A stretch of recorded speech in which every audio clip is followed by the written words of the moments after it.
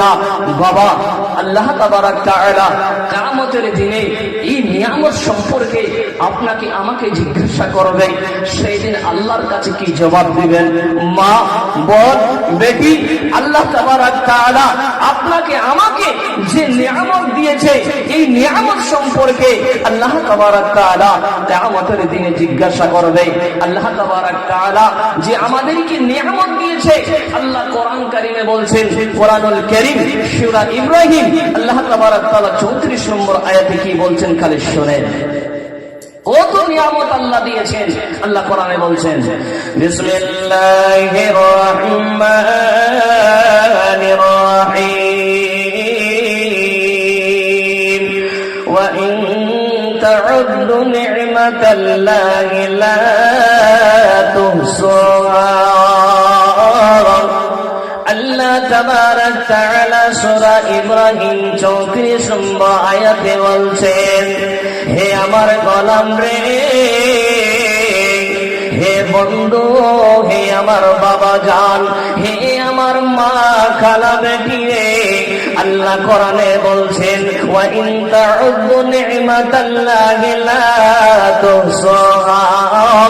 আমি পৃথিবীর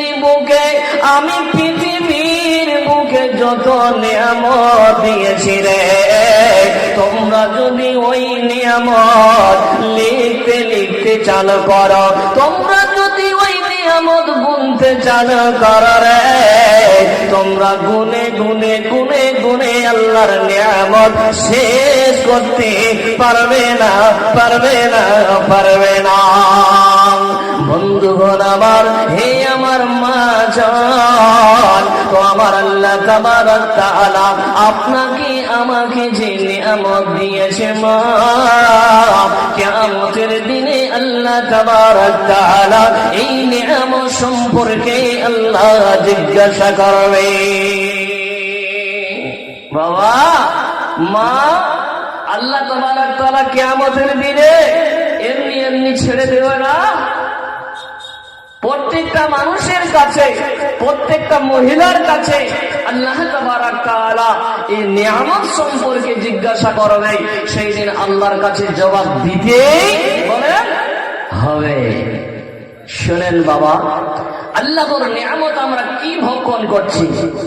সব থেকে বড় নিয়ামত কি ভক্ষণ করছি বলেন, জানা আছে?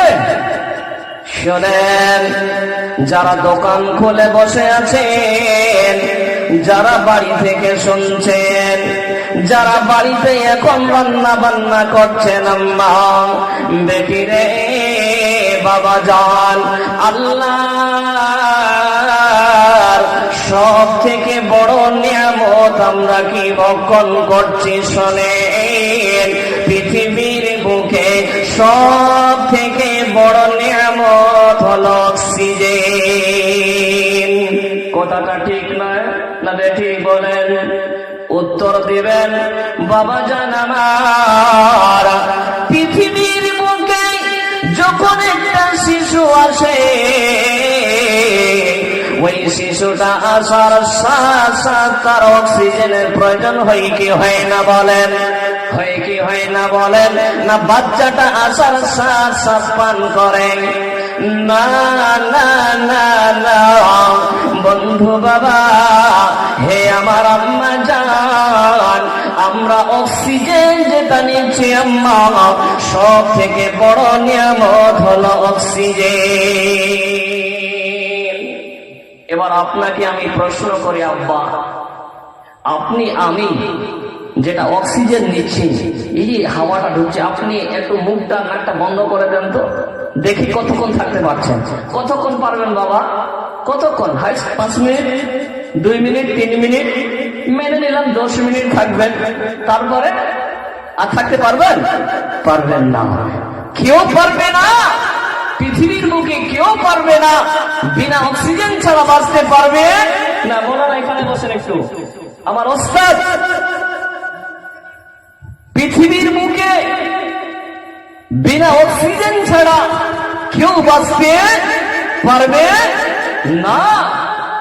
তাহলে আমি আবার আপনাকে প্রশ্ন করি, আব্বা, আম্মু, আমার ভাই, আমার বন্ধু, আপনি আমি যেটা অক্সিজেন নিচ্ছি, এই অক্সিজেনের জন্য আপনি আমি আল্লাহকে কত টাকা দিই বলেন তো বাবা? কত টাকা দিন দিনে বলেন? টাকা দিচ্ছি না। তাহলে আপনি আমি ফ্রিতে অক্সিজেন নিচ্ছি। আমার আল্লাহ কি বলেছেন? হে আমার গোলাম, হে আমার বান্দা বান্দেরা, আমি তোমাদেরকে যে অক্সিজেন দিচ্ছি, এই অক্সিজেনের আমাকে তোমাদেরকে পয়সা দিতে হবে, এই অক্সিজেনের মূল্য দিতে হবে, টাকা দিতে হবে। এটা কি আল্লাহ বলেছেন? না না বাবা, দুঃখ লাগে। এত একটা বড় নিয়ামত আমরা অক্সিজেন নিচ্ছি আল্লাহর শুকরিয়া আদায়টুকু করি না। বলেন আলহামদুলিল্লাহ, বলেন আলহামদুলিল্লাহ। বাবা যান, আপনার মতো একজন বয়স্ক মানুষ হাসপাতালে পড়ে ডুবুরে কান্না করছে, আর ডাক্তার বাবুরা ক্যামেরায় দেখছেন যে ওই বয়স্ক আব্বা